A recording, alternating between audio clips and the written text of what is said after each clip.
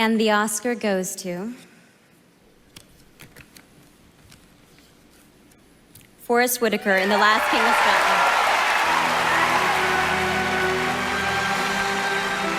Forrest Whitaker's road to the Oscars began when he earned a scholarship as an operatic tenor.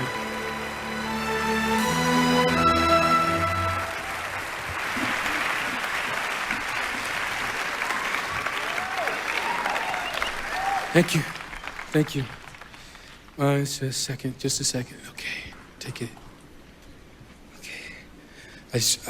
I wrote something down because if I thought if it would happen, I'd be a little overwhelmed, and I am. So, okay. When I was a kid, the only way that I saw movies was from the backseat of my family's car to drive in. And it wasn't my reality to think I would be acting in movies. So receiving this honor tonight tells me that it's possible.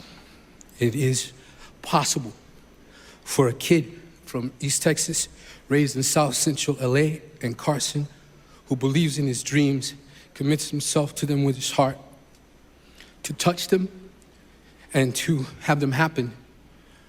Because when I first started acting, it was because of my desire to connect to everyone, to that thing inside each of us, that light that I believe exists in all of us. Because acting for me is about believing in that connection, and it's a connection so strong, it's a connection so deep that we feel it, and through our combined belief, we can create a new reality.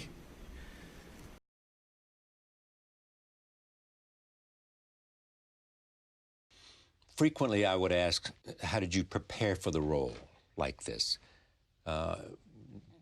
Did you have to prepare for this, other than just learn your lines? Well, other than just learn your lines. Now, just think of what you said. I was wondering how fast we would get to this point where you would quarrel with the question. Go ahead. Just think of what you said, other than learning your lines. That's not easy. How many things do you know by heart? Any poems, maybe a national anthem, a prayer or two? Yes? Not many. Have you sat down and studied a poem when you were at school or whatever? Of course. And did you learn it? Yes. And did it take a long time? Yes. Right. So learning your lines is not easy, so It's don't called dismiss it. the old, not only is it easy, it isn't not just a question of learning your lines. What it is, the old-fashioned word for it was study. You go alone, you have no observer, no interlocutor,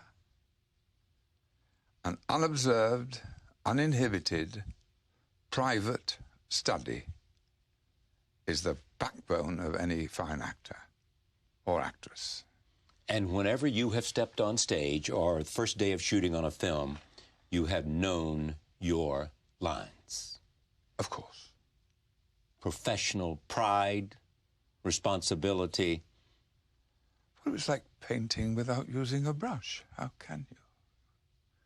Stick it on with your fingers. Well, lots of people, like Marlon Brando, used to write it on his hand but I and all remember, that stuff. I mean, Marlon began, don't forget, Marlon was, they talk about Marlon in his hand, and how the whole method school and all that based on Marlon and on the waterfront. And right. I heard an actor say the other day he doesn't need words. I just thought, hang on, what have you said? That was a performance of one of the most difficult parts in the English language. Stanley Kowalski and Tennessee Williams, Streetcar Named Desire. You know, one of the great 20th century playwrights. Right. With this poetic, complex, curious dialogue. And Marlon had played that for 2 years. He'd done that performance thousands of times, not hundreds, thousands. So when he turned up to do it, of course it wasn't about words.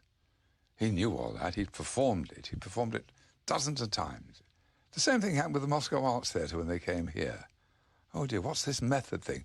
They had been playing a Tsarist repertory from 1898 until 1923. They were still churning out the same old plays with the same old company. So what made it so spontaneous seeming, which is what we're supposed to do, and what made it so electrifying in its naturalness was the fact that it was so completely rehearsed and so completely performed.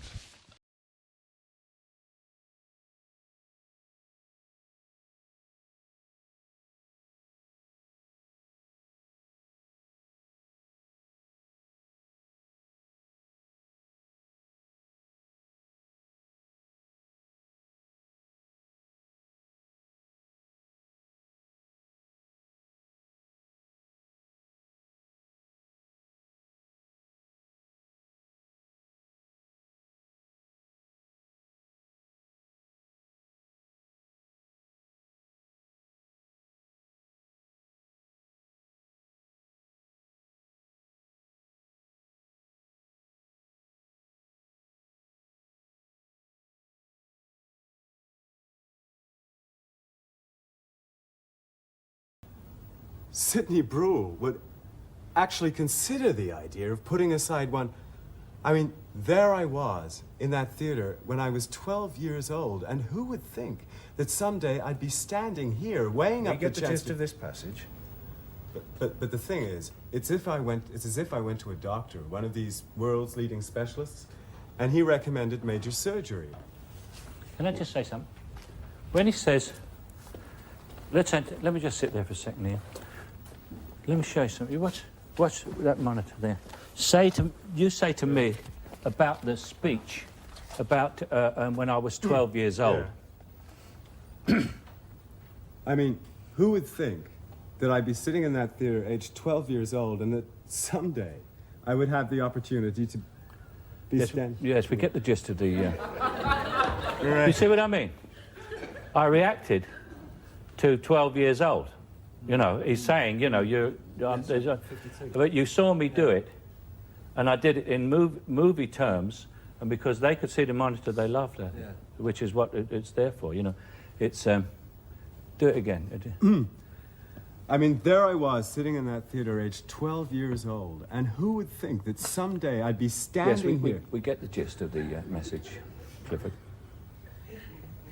You know, now he's sitting there a bit teed off about it. Yeah. You know, not only is she having a go at him, the lover's coming up with... You know what I mean? So I want to see that pass over your face, you know. You have to listen very carefully to every goddamn thing he says, because you don't know what the hell he's going to say. Yeah. You know? And he could drop you in it now. Yeah. With one wrong word, he could give the game away to her. Right. And you've got her on the other side not cooperating properly. Can I just say something about that? Because you've got quite... Get mobile on that. Is that if when you've got the camera on you like that and it's that close up and you're concerned about the camera... Yeah, I tell you what... No, you don't worry about it. And listening, and also, is in the end, you kind of think, well, oh... And so the face gets like that. Yes. Yeah. Do you know what I mean? That's why I stopped you. Your face went like that. I know. Yeah. You started to get frozen into that. But you see, put it on me. Now, I'm in this close-up, right? So I'm listening. But, I mean, I can't go... like that, and I can't go like that. No. But I can go... Yeah. And I can use my eyes, because I'm looking at him, and he says 12 years old, and you go to Celia.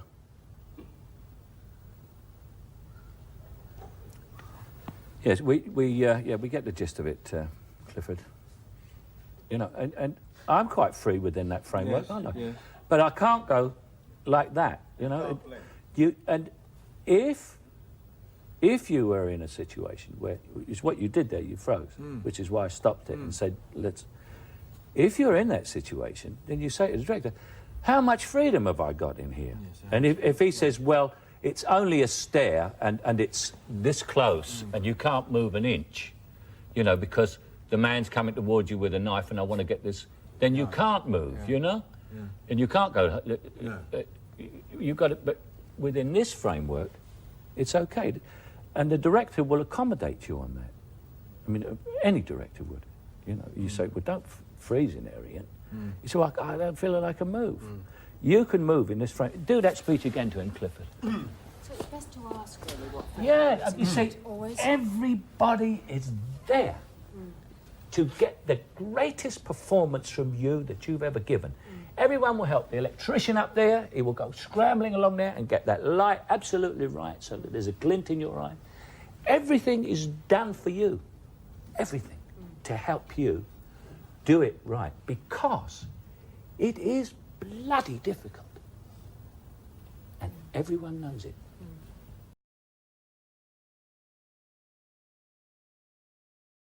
And then he's just going to take this pin out. You're going to reach it down here, and as you put it into his chest here, that look at his eyes like, you're Stark now, right? Yeah. Then you stand up. Okay, and then you go right. Okay, cool. So just give me like a couple minutes to get into it. Action.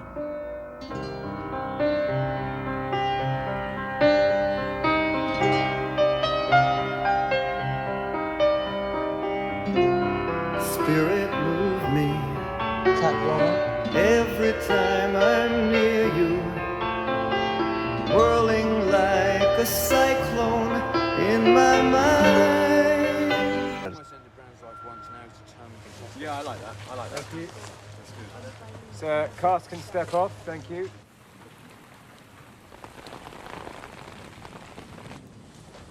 They called you a bit early, Vlad. Classic. It's the movie business. Yeah. Waiting, 1 hour, Hurry 2 up and hours. wait, Then yeah. hurry up, do something. Okay, and then again, wait. Yeah. Kill him. Yeah, kill him. This is what we just did, right? Could we get everybody on their marks, please, for the reference file? Here. Here you go, my brother. You're here. With a bunch of wildlings behind you. Good. For you guys want to meet him there? Yeah, I get pretty tired, but I get invigorated too. I guess sometimes it's a little bit of performance anxiety, where I want to do a good job so that everyone feels that, hey, he knows what he's doing. This is a dream job for a director. After directing seasons 2, 3, and 5, I had to step away for a couple seasons due to back issues, and I had a couple surgeries. So I missed it beyond belief. And coming back now, I appreciate it so much that the show saved my life. So everybody, we're gonna now talk about why we're here. Everyone here, you've all lost mothers, brothers, and friends, and sisters and wives, and everything. So background, it's all about playing that attitude all the way through. Okay, ready? Here we go.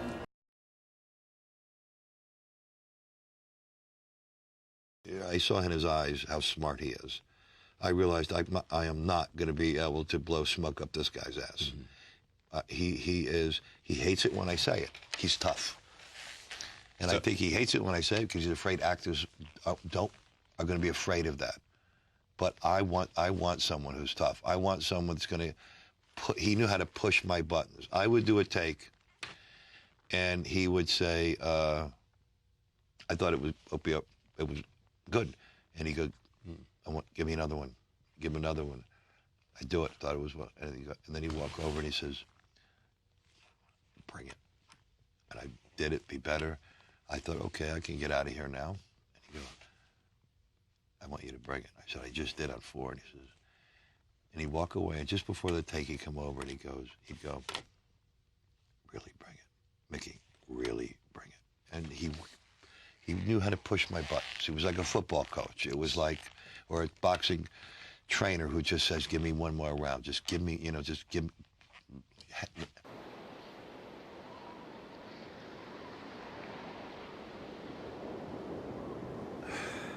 I just want to tell you, I'm the one who was supposed to take care of everything.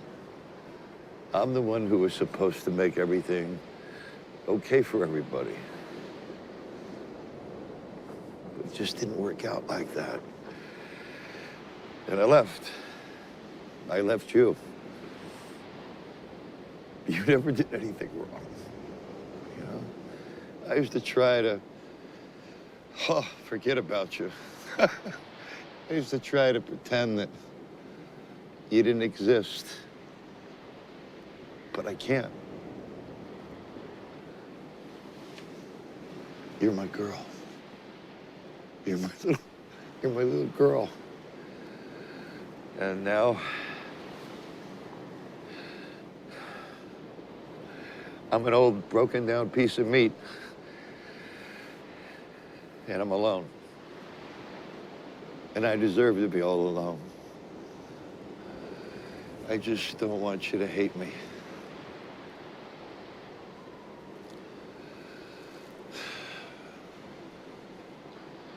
Okay?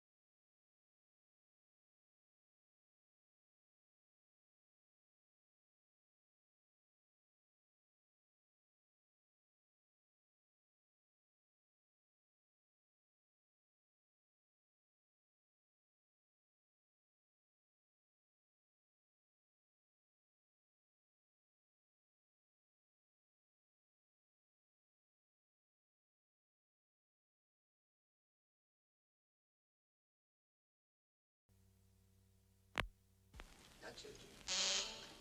B. All right, action, Jimmy. It's just one. Mine won't hurt you.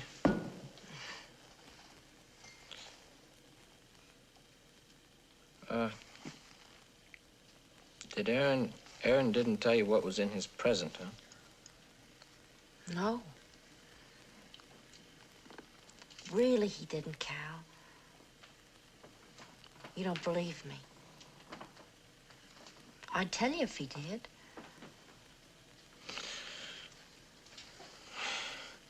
Well, I'm not gonna worry about it. You know what? I bet Dad hasn't even got the least notion he's having a birthday today. No, he probably doesn't. I can hardly wait to see his face. Can you? Yes. Oh, boy. I forgot. I almost forgot. What? Well, that's it.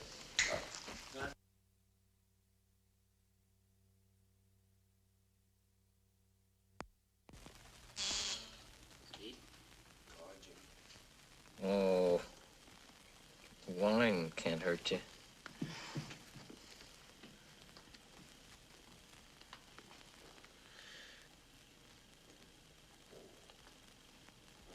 Aaron didn't tell you what was in his present, huh? No. Really? You don't believe me, do you, Cal? I'd tell you if he did. Well, I'm not gonna worry about it. You know what? I bet Dad hasn't even got the least notion today's his birthday. No, he probably doesn't. I can hardly wait to see his face. Can you? Yeah.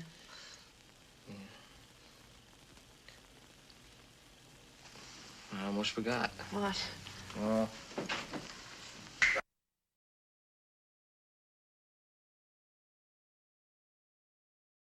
I'll be over there waiting for you.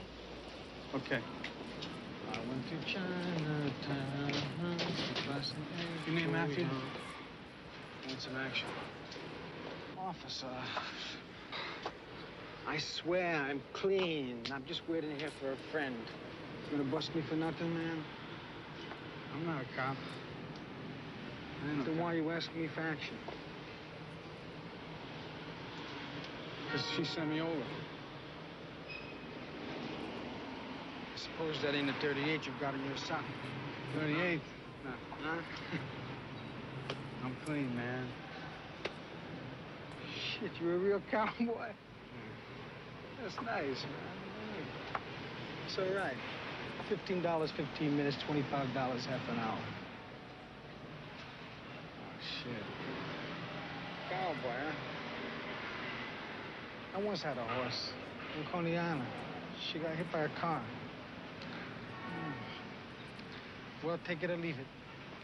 If you want to save yourself some money, don't fuck her. You should be back here every night for some more, man. She's 12 and a half years old. You ain't never had no pussy like that. You can do anything you want with her. You can come on her, fuck her in the mouth, fuck her in the ass, come on her face, man. She'll get your cock so hard, she'll make it explode. But no rough stuff. All right?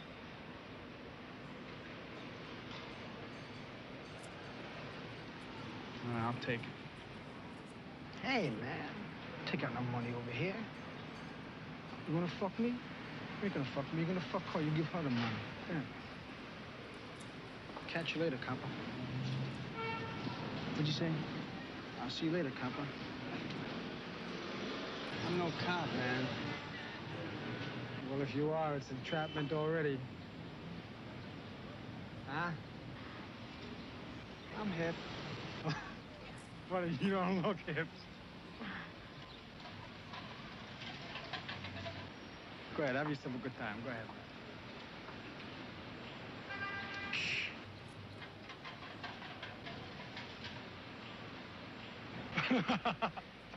You're a funny guy. But looks are on everything. Go ahead, man. Have a good time.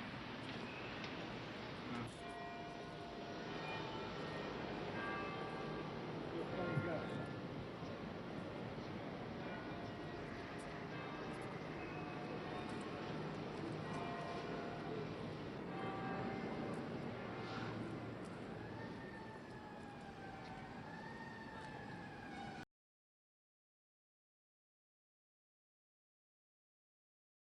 I'd already seen this world he'd created in Batman Begins, and so I knew there was an opportunity for a new version of the Joker, and that excited me, and I also knew instantly what to do. So we had about a month, roughly 2 months, he'd already started to occupy the character. I locked myself away for 6 weeks in a room, and I kind of came up with this creep. Walk around like a madman in finding posture, finding stance. Finding his voice is very important, because when you find the voice, you find the breath within the voice. I just did what I do best. I took your little plan and I turned it on itself. Look what I did to this city with a few drums of gas and a couple of bullets.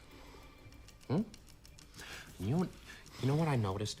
Nobody panics when things go according to plan. Even if the plan is horrifying. If tomorrow I tell the press that, like, a gangbanger will get shot, or a truckload of soldiers will be blowing up, nobody panics. Because it's all part of the plan. But when I say that one little old mare will die, well, then everyone loses their minds. Introduce a little anarchy. Upset the established order, and everything becomes chaos. I'm an agent of chaos. Oh, and you know the thing about chaos?